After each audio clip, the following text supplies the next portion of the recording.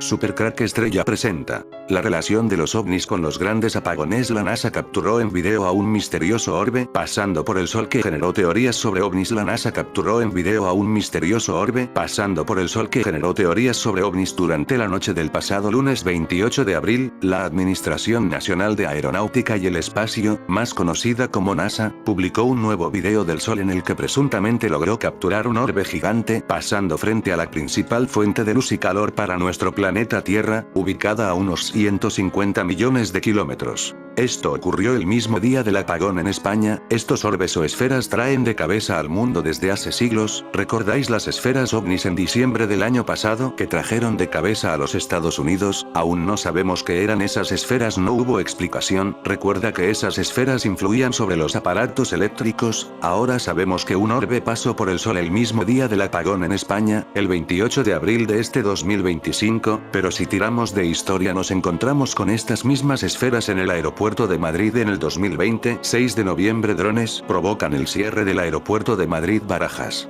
Drones o fenómenos anómalos no identificados, ¿what? No es la primera vez que se reportan incidentes similares.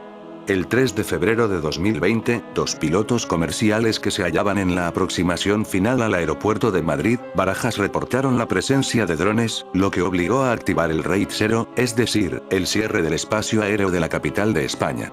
El tema es que el gobierno implementó un costosísimo sistema antidrón que, este incidente, puso al descubierto que tenía puntos ciegos en el sistema de interceptación de estos aparatos cerca del aeródromo. Este incidente reaviva el debate sobre la seguridad aérea y el origen de algunos de estos objetos, oficialmente catalogados como drones, y que nunca acaban en detención ni captura del dispositivo, lo que aviva la posibilidad de los ovnis.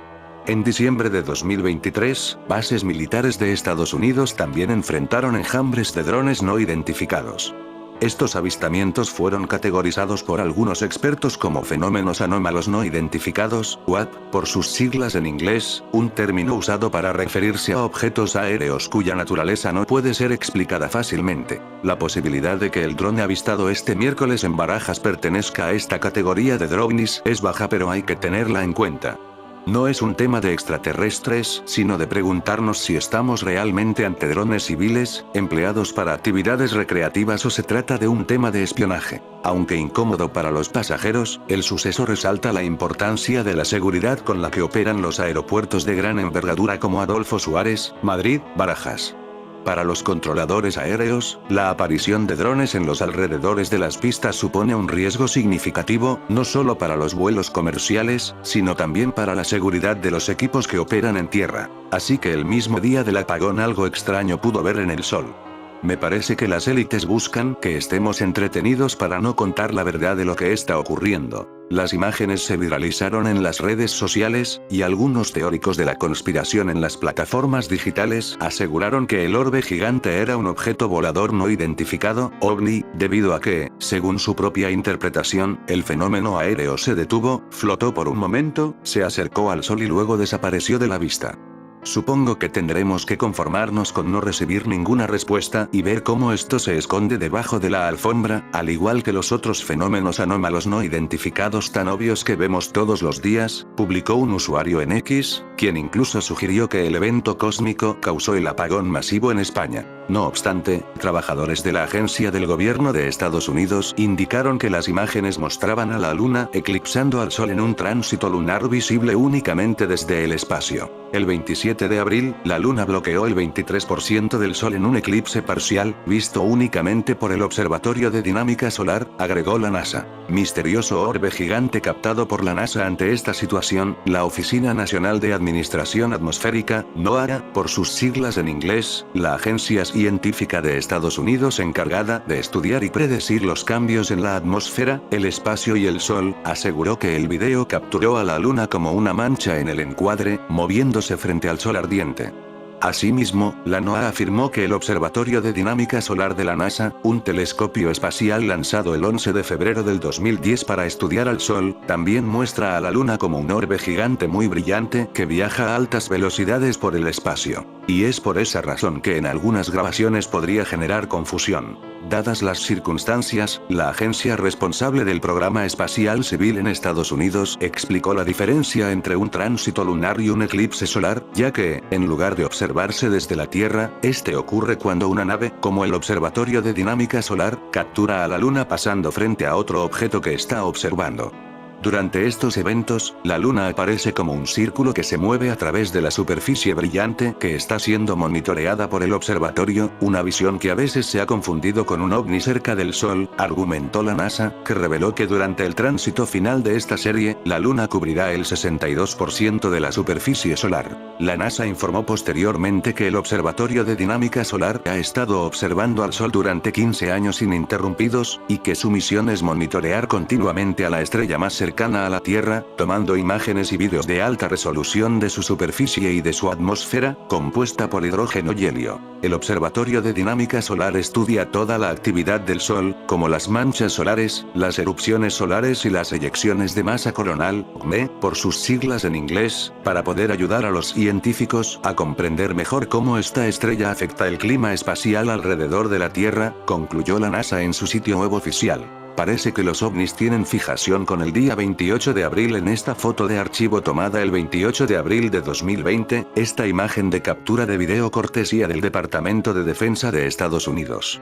Muestra parte de un video no clasificado tomado por pilotos de la Marina que ha circulado. La portada de The Economist 2025 podemos ver una ciudad a oscuras, incluso si metemos un zoom en la ciudad de la portada a oscuras podemos ver una esfera. La portada anual de The Economist para 2025, como en años anteriores, parece ser una combinación de símbolos, rostros, y elementos gráficos cargados de significados geopolíticos, tecnológicos y sociales, alineados con los eventos más destacados y las tendencias globales para el futuro cercano. Bajo el título de World EA 2025, el mundo hacia el 2025, la portada dedicada al año próximo parece diseñada para inquietar tanto a los optimistas como a los más escépticos.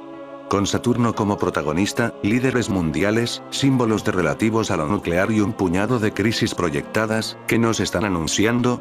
Pensé que sería interesante discutir sobre Saturno y el diablo. Los dos a menudo se asocian entre sí. Saturno es el gran maléfico, el gran malo. Representa la oscuridad, el frío, el invierno, el miedo y la escasez. Tumbas y muerte. Gobierna Capricornio, el cornudo, cuya carta del tarot es el diablo. Su otro signo es Acuario, el signo que se opone al hogar del Sol, Leo, el héroe solar. Saturno es el marginado en su castillo helado conspirando contra las luces. La verdad es que Saturno no es un planeta muy popular. Los antiguos astrólogos le conocían como el gran maléfico, se le tenía como un planeta maligno. Al fin y al cabo Saturno era el dios del tiempo, de la oscuridad, de la muerte y la lucha. Se le consideraba causante de enfermedades y epidemias. Le asociaban con el color negro, el plomo y el sábado. De Saturno se dice que, en un principio, reinaba glorioso sobre la edad de oro de la eterna juventud, Chevalier y Gerbrand, 1995. Al igual que Satán, el ángel desterrado, Saturno fue destronado por su hijo Júpiter y confinado bajo la tierra, tal y como aparece en la Ilíada, donde se encuentra en un estado deplorable. Saturno figura en el Opus como símbolo inicial de la puerta de las tinieblas por la que debe pasar la materia, para renacer regenerada, en la luz del paraíso. A Saturno se le atribuye el estado inferior, vil y grosero. Boheme, en la Aurora Consurgens, lo llama el regente frío, rígido, duro y severo, creador del esqueleto material del mundo donde el diablo nos encerró. Según los cátaros de él se dice que su influencia es responsable de las mayores calamidades y desgracias. Así que si sale en la revista no podemos esperar nada bueno por desgracia. Por ello, se lo tenía como un planeta maligno. Pernetti, 1787, afirma que para los químicos herméticos Saturno representaba el metal plomo. Y los filósofos herméticos se referían a él como el color negro, el de la materia disuelta y putrefacta, o bien como el cobre común, el primero de los metales. Chevalier y Gerbrand, 1995, dicen, acertadamente, que estas son imágenes indicadoras de un fin y un principio, una parada en un ciclo y el comienzo de uno nuevo, acentuando más bien la ruptura o el freno que la evolución misma. Para la antigua astrología, Saturno es el principio de la concentración, de la contracción, de la fijación, de la concreción material, de la condensación y de la inercia. Representa, además, la fuerza de la cristalización, de la condensación del vapor de agua, de la rigidez de las estructuras concretadas o manifestadas y endurecidas, oponiéndose, por tanto, a todo cambio o modificación, Ikei, 1992. La inflexibilidad es obvia en el principio encarnado por Saturno, pues cuando lo no manifestado cristaliza y se manifiesta en el mundo de la materia, poco margen de maniobra queda ya para el cambio. El Gran Maléfico es el nombre con el que los astrólogos antiguos lo conocían. Y con muy buenas razones si consideramos su simbolismo, representante de los obstáculos de toda clase, de las dificultades, de las carencias, de las detenciones bruscas, de la mala suerte, la impotencia frente a lo ya manifestado, y la parálisis del fluir de la vida. Chevalier y Greer-Brandt, 1995. Sus domicilios astrales son Capricornio y Acuario, signos opuestos a los domicilios de las luminarias, Sol y Luna, es decir, a los signos de Leo y Cáncer, respectivamente. A Saturno se le ha conferido desde muy antiguo, por los astrólogos, toda suerte de desgracias en la vida, por lo que lo han representado como el esqueleto con la guadaña. En ese sentido se lo asocia con Satán, siendo, de hecho, la residencia misma del diablo. Jun, 1994a. Profundicemos un poco más en esta analogía. Según Scharf, 1994, el nombre Satanás procede del verbo Satan igual impugnar, retar, perseguir y en forma más concreta, impugnar por medio de acusaciones. Esta significación originaria tiene una importancia extraordinaria para la comprensión psicológica del término. En efecto, los períodos de influencia de Saturno, o sea, del diablo en cuanto Satanás, se asocian al inicio del proceso de individuación, cuando se produce la asimilación de la sombra. En esos momentos, sucede que, el individuo proyecta en el prójimo todos los contenidos que hasta la fecha no ha admitido y que, por tanto, había reprimido. No es difícil observar, sobre todo al comienzo de dicho periodo, una posesión por parte de la sombra, lo que se traduce en una impugnación, harto exaltada, de los vicios no reconocidos, en la figura del prójimo. El enemigo interno se proyecta en el otro y se vivencia desde el exterior. Por lo tanto, la impugnación por medio de acusaciones se corresponde con un estado psicológico de posesión por parte de una potencia autónoma de lo inconsciente que, en lenguaje del Antiguo Testamento, correspondería a Satanás.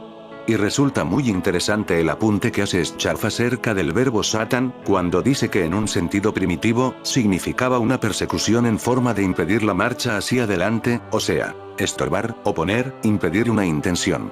Por tanto, se trata del adversario o del oponente, figura que encaja con suma perfección con el concepto de sombra en psicología analítica. Como dice el autor al tratar del concepto profano de Satanás y basándose en el libro de los Reyes, el adversario constituye lo opuesto a la paz, a la tranquilidad de esta vida, al estado de prosperidad segura y plena. La palabra Satán la relaciona con vicisitud.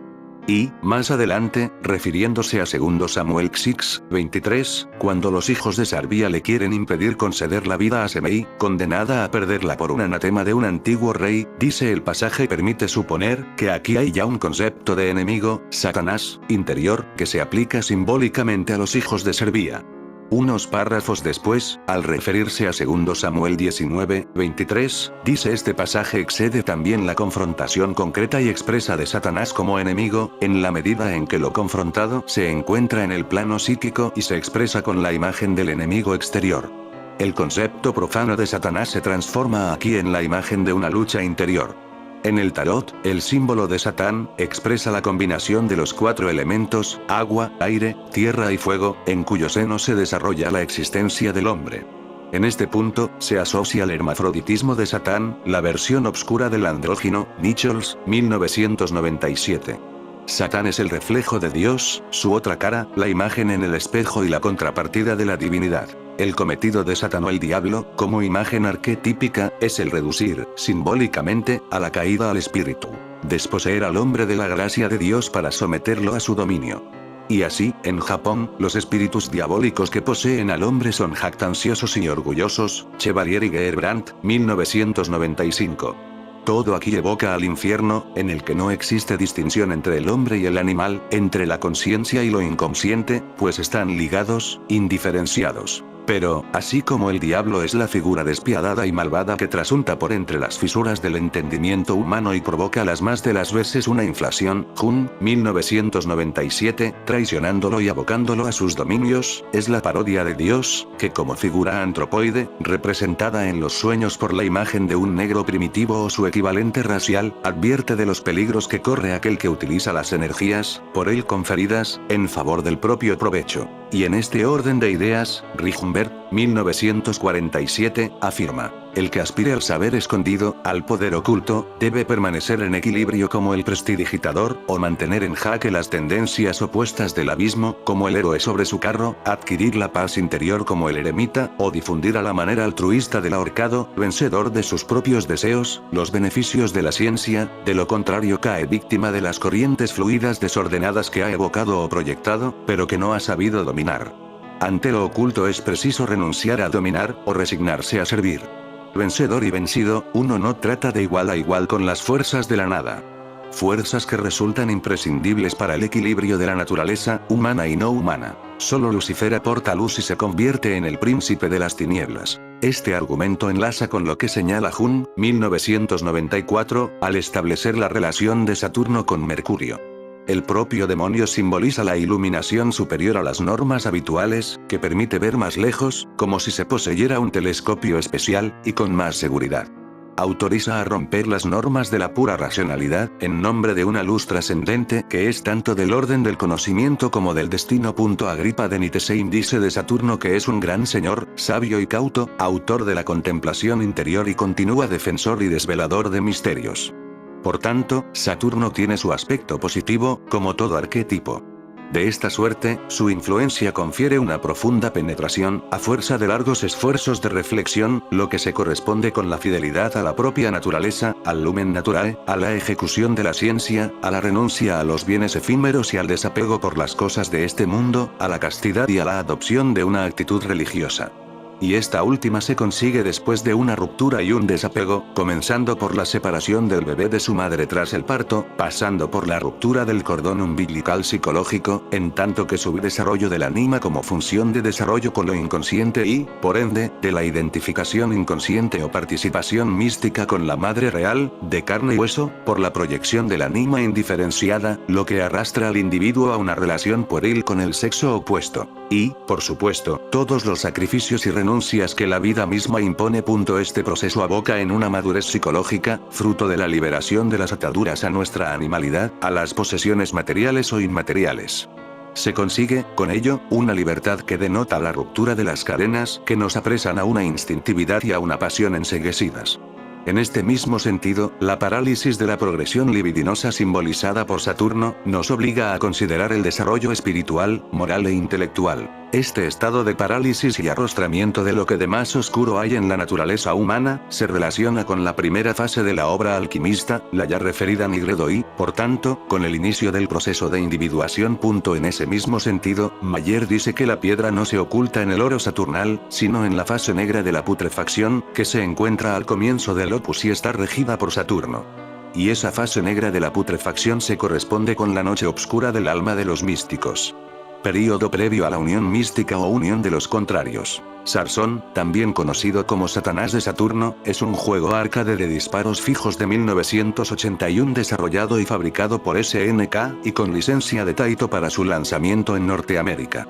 El modo de juego es una variación de Space Invaders. Vuela tu nave espacial a Saturno y, una vez allí, destruye tanto Satanás como puedas. Puedes acumular puntos adicionales destruyendo el cometa o atacando libélulas. Se otorga una nave espacial adicional si la puntuación del jugador alcanza los 5000 o 10.000 puntos. Si se destruyen los ovnis atacantes o los cohetes enemigos, se obtendrán puntos. El juego avanza por 4 pantallas diferentes. El cubo negro Saturno, culto a Satanás y simbolismo oculto de oración al cubo negro de Saturno, Satán. Este análisis es compartido para dar mayor amplitud y continuar exponiendo el culto a Saturno, mostrando quiénes son estos miembros de las élites y cuál es su sistema de fe, creencia, adoración, sacrificios, etc. Este antiguo sistema creencia se remonta a muchos miles de años y, con el tiempo, se ha integrado en nuestra civilización.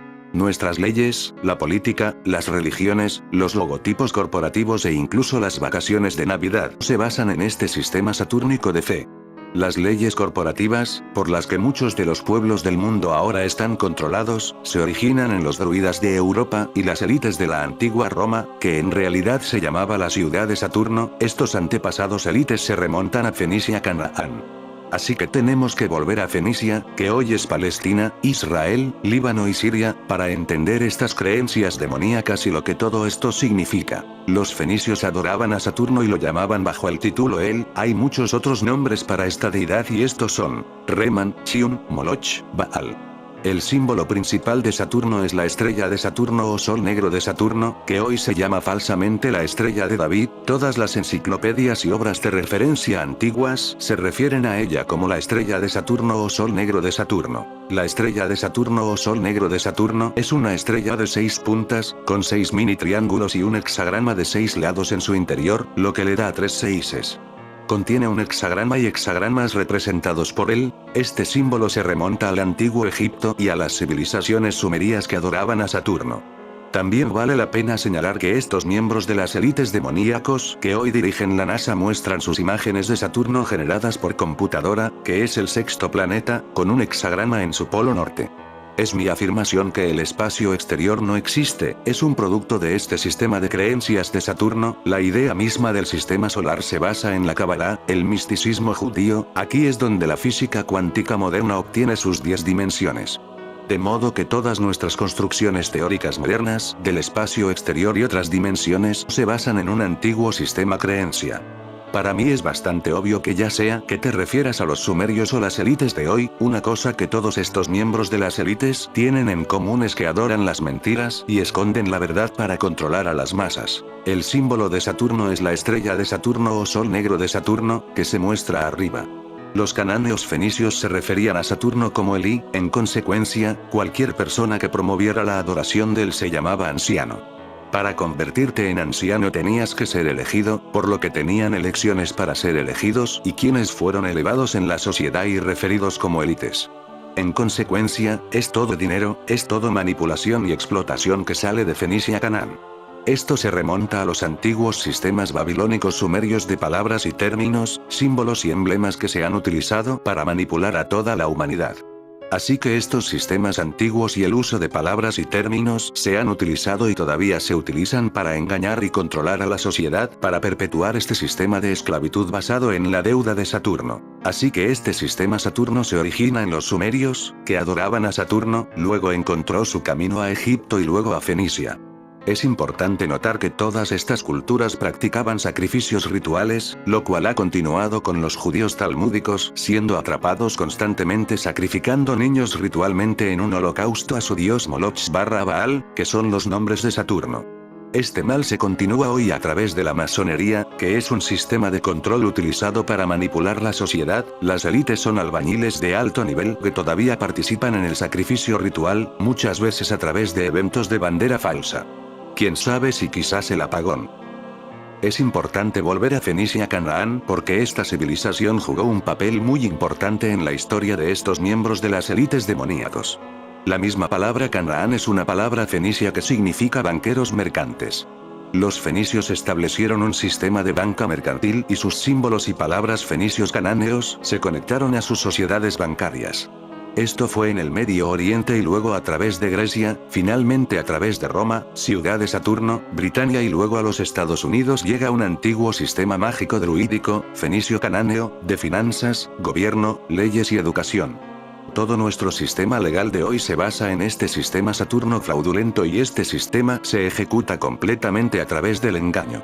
Muchas de las costumbres modernas provienen de Fenicia. Los antiguos fenicios sabían que Saturno tenía anillos y a las mujeres se les dijo que escucharan a su dios Saturno y usaran aretes. Los matrimonios debían tener lugar antes de su dios Saturno y las mujeres debían usar anillos de boda. Los reyes serían coronados ante su dios, por lo que tendrían una corona redonda, la corona, el anillo de Saturno. Aquí es también donde obtenemos el Señor de los Anillos y el juego Microsoft Halo, donde obtenemos anillos de Halo. Los enemigos del jugador son las élites del pacto y el jugador debe jugar como el jefe maestro, Saturno. Saturno es uno de los dioses de este mundo, aquí es donde obtenemos el lado oscuro de la fuerza. Darth Vader con su casco Khazar Farik, habla a través del triángulo masónico libre, y usa la Black Robe, la misma túnica negra satúrnica que usan los sacerdotes y jueces, también tiene el Black Cube de la tecnología en su pecho. El mismo cubo negro que los judíos talmúdicos llevan en la frente durante la oración, el mismo cubo que los musulmanes sunitas recorren y rezan en la Meca, el cubo negro de Saturno. Darth Vader es una de las representaciones más visuales de Saturno que jamás hayamos visto. Él es Saturno, el ángel de la muerte, es el padre del juicio, simbolizado por un martillo, y el padre de la cosecha, simbolizado por un sicilo o un gancho. El sicilio simboliza cuando se agota el tiempo de un hombre materialista, Saturno viene a cosechar las almas de la gente materialista, los sirvientes de Saturno. Tanto el martillo como el sicilo son símbolos de la bandera comunista de Saturno, y el comunismo es el sistema preferido de las élites, los adoradores de él, Saturno. Todo nuestro sistema se basa en un culto a Saturno, incluso los estudiantes universitarios cuando se gradúan y salen con el tablero de mortero cuadrado negro tiene que ver con el planeta Saturno, la masonería se trata de la estrella de Saturno, sol negro de Saturno, el cubo negro, pero solo alto los albañiles de nivel tendrán este conocimiento completo, porque la masonería es un sistema de control utilizado para controlar a los miembros y la sociedad en su conjunto. El sistema educativo es un sistema de control masónico gratuito que se utiliza para lavar el cerebro de las masas para que crean cosas que no tienen base en la realidad. Usando constructos matemáticos y la mitología pitagórica que establece que todo es número, lo cual ciertamente no lo es, la naturaleza es creada divinamente. No es un producto de las matemáticas. La ley de la biogénesis prueba que el código del ADN es un lenguaje creado, la naturaleza no es producto de algún evento aleatorio. Ha sido creado por la inteligencia. Cuando el antiguo sistema fenicio-canáneo finalmente se desangró en Europa, se formó lo que llamamos el sistema celta druídico. Toda la zona que hoy llamamos Israel, Líbano, que se llamaba Fenicia Canaán y, en consecuencia, todo el sistema de la religión canánea encontró su camino hacia Europa del Este y poco después hacia el norte de Europa. Este sistema canáneo formó la base, teológicamente, de lo que llegó a conocerse como el sistema druídico celta. América y la civilización occidental es un sistema druídico, los druidas fueron un sacerdocio muy poderoso en Europa durante miles de años antes de que existiera el Imperio Romano. Fueron los abogados, los líderes religiosos, políticos y líderes que crearon y controlaron este sistema druídico. Uno de sus símbolos más importantes era una varita mágica hecha de la madera de un árbol de acebo, y de aquí es de donde proviene la madera de acebo. Hollywood está dirigido y controlado por judíos druídicos, talmúdicos y házaros que adoran a Saturno / Satanás. A medida que el sistema celta, druídico, continuaba en Europa alrededor del año 750 AC, se produjo el surgimiento del Imperio Romano, que gobernó desde Roma, conocida como la ciudad de Saturno. Es casi seguro que Roma fue fuertemente influenciada por los fenicios y los druidas celtas porque Roma entonces y hoy es un sistema Saturno. Tanto los jesuitas como los caballeros templarios seguían los mismos sistemas de creencias que los fenicios y los druidas, utilizando el cristianismo para controlar a las masas.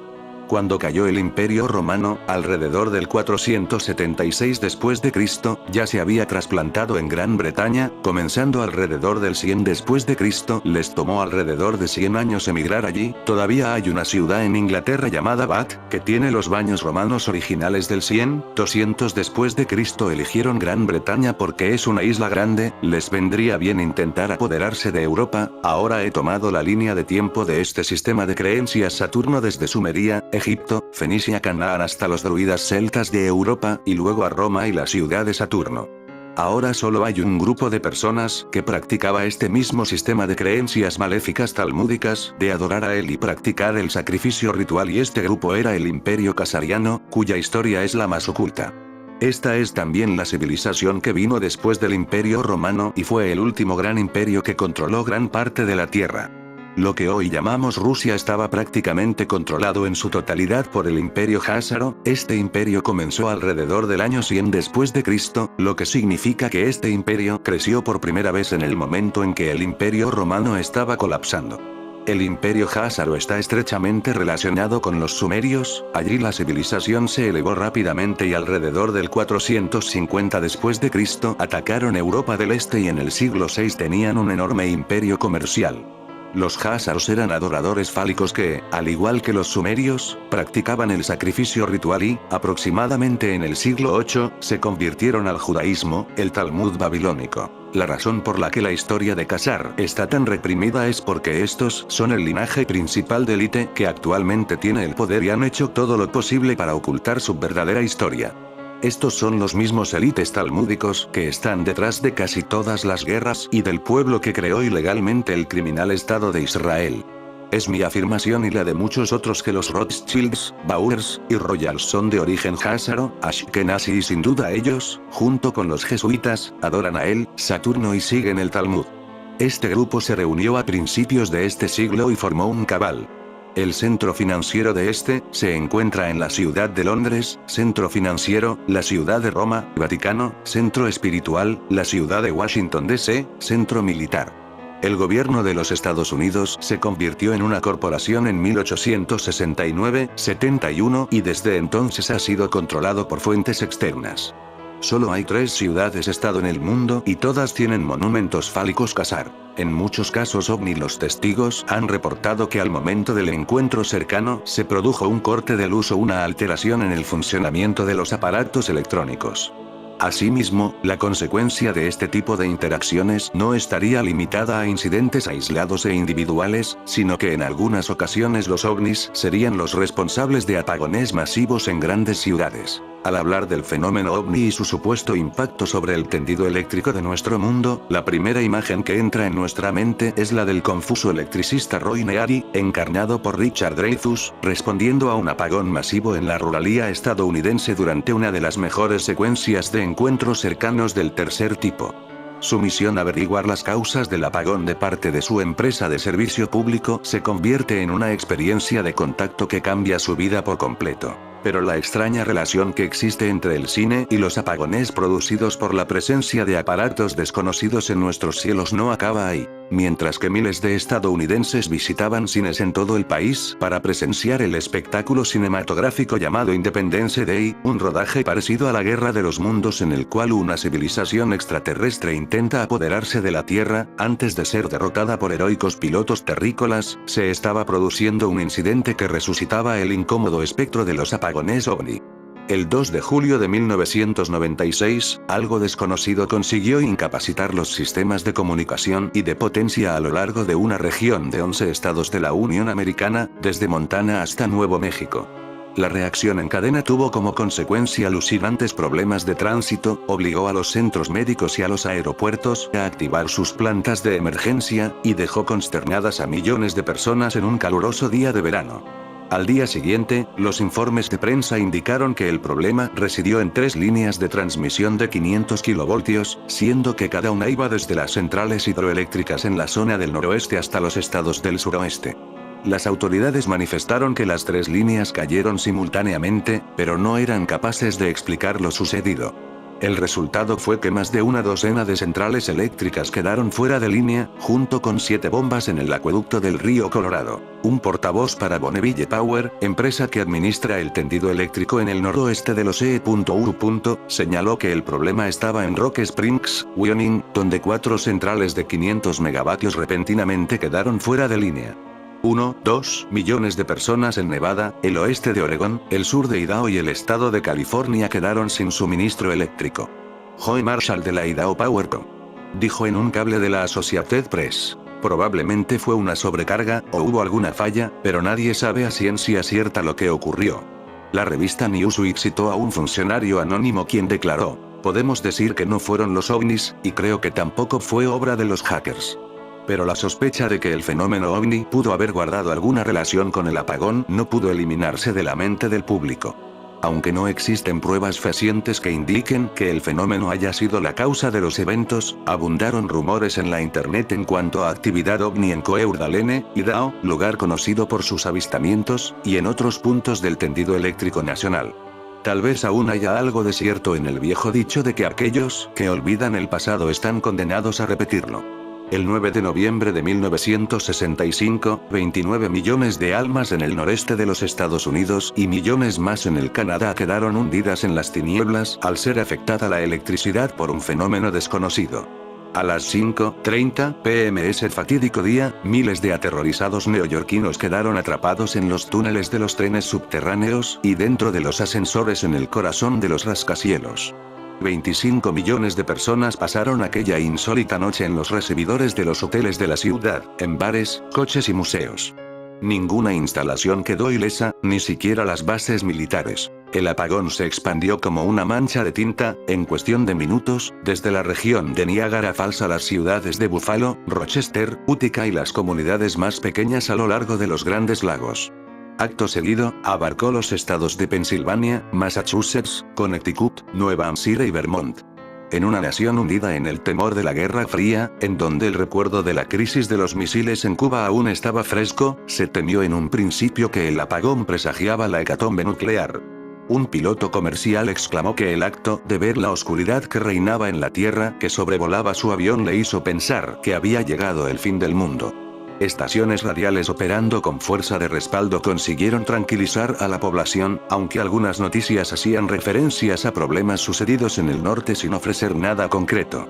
Un instructor de aviación al norte de Syracuse, Lee, dijo haber visto una colosal bola de fuego cerniéndose sobre las líneas de alta tensión de 1/4 de voltios pertenecientes a la estación de la empresa Niagara Mohawk Clay, Lee.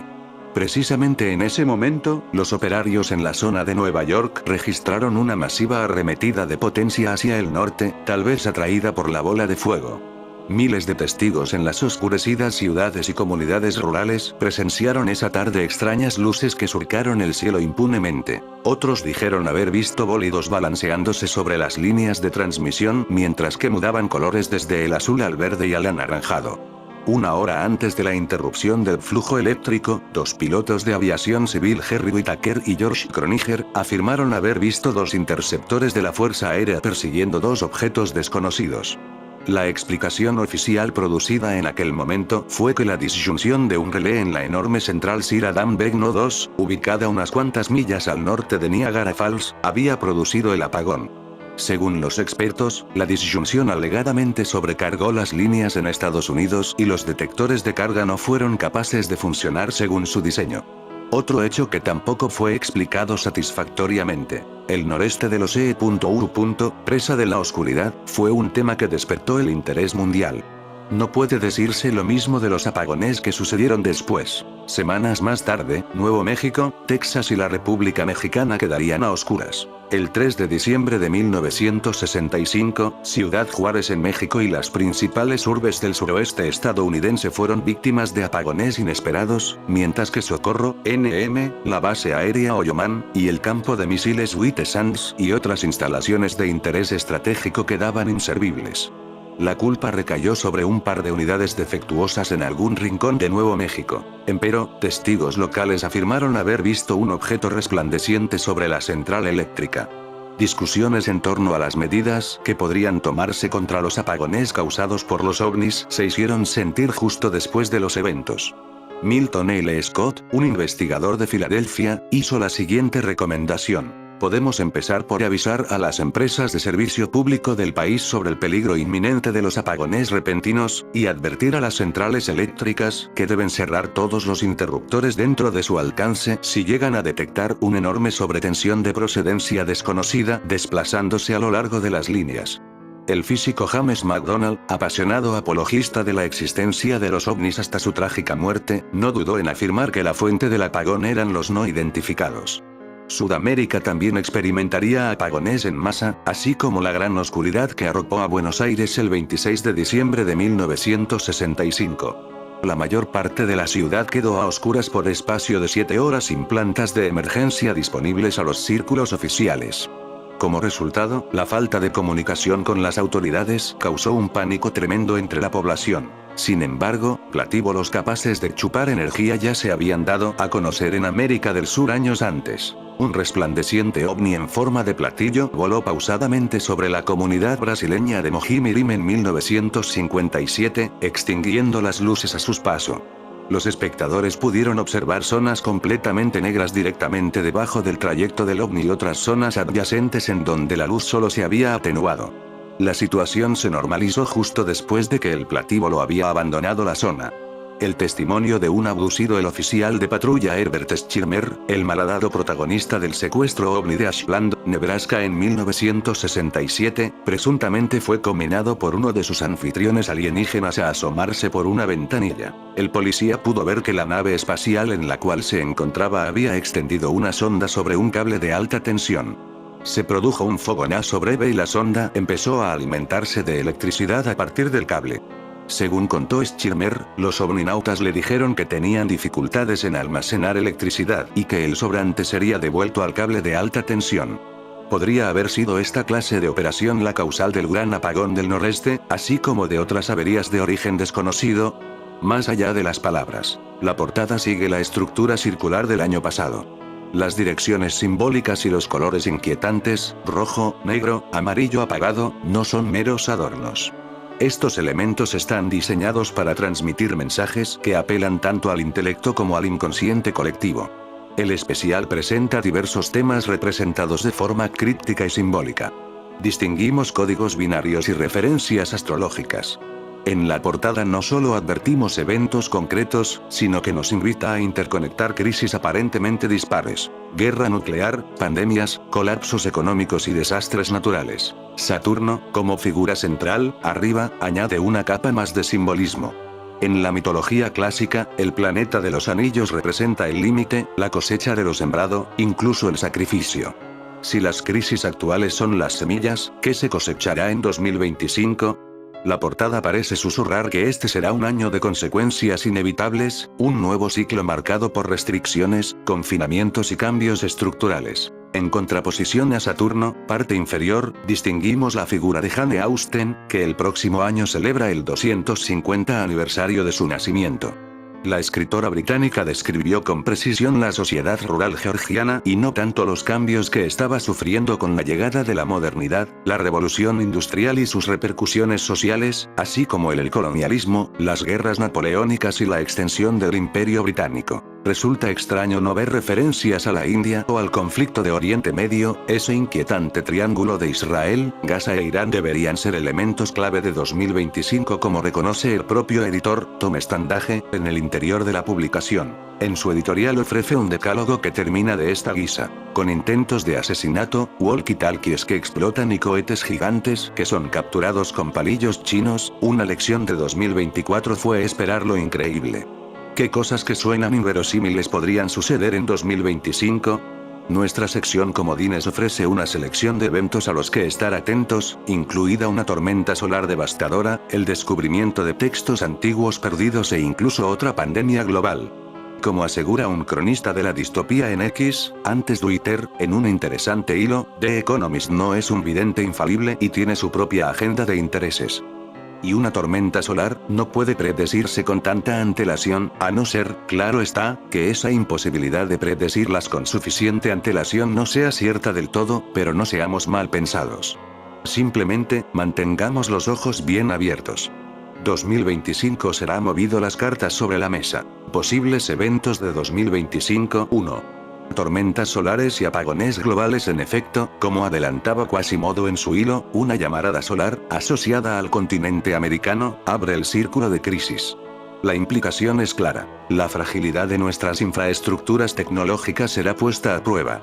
Los apagones podrían desencadenar un colapso en los sistemas eléctricos, afectando todo, desde la economía hasta la seguridad básica. Ojo, no es la única amenaza global. El ojo que todo lo ve y el maestro en las sombras. Uno de los elementos más inquietantes de la portada es el rostro fragmentado compuesto por un ojo, una nariz y una boca. Este símbolo refuerza la idea de que tras cada evento visible hay fuerzas ocultas observando, controlando y, posiblemente, manipulando el curso de los acontecimientos. Trump junto a la nariz, parece controlar por dónde respira la sociedad y la boca sonríe de forma siniestra, en rojo, expresando el agrado del sistema. En la línea de ocultar información dentro de otro mensaje u objeto físico para evitar su detección, Demeter se convierte en The Master, sugiriendo que hay un maestro detrás de todo, un poder central que dirige el caos hacia un propósito concreto. ¿Es esta una advertencia de vigilancia totalitaria o simplemente un reflejo de las narrativas conspirativas que tanto fascinan al público? No es un detalle menor que en el subtítulo de la portada leamos: Clima, tiempo de hablar sobre geoingeniería, abriendo la puerta a los que creen en los chemtrails o que el cambio climático no es tal, sino algo orquestado. No es casual que The Economist publique estas portadas en un formato tan críptico. Cada símbolo, color y palabra parece cuidadosamente seleccionado para provocar discusión y especulación. Pero esta práctica plantea una cuestión esencial: ¿es la revista un mero observador de las tendencias o forma parte de los engranajes que moldean el futuro? En fin, amigo de Supercrack Estrella, si te gusta mi contenido, dedos arriba y comporta el video para no ser apagado por las élites.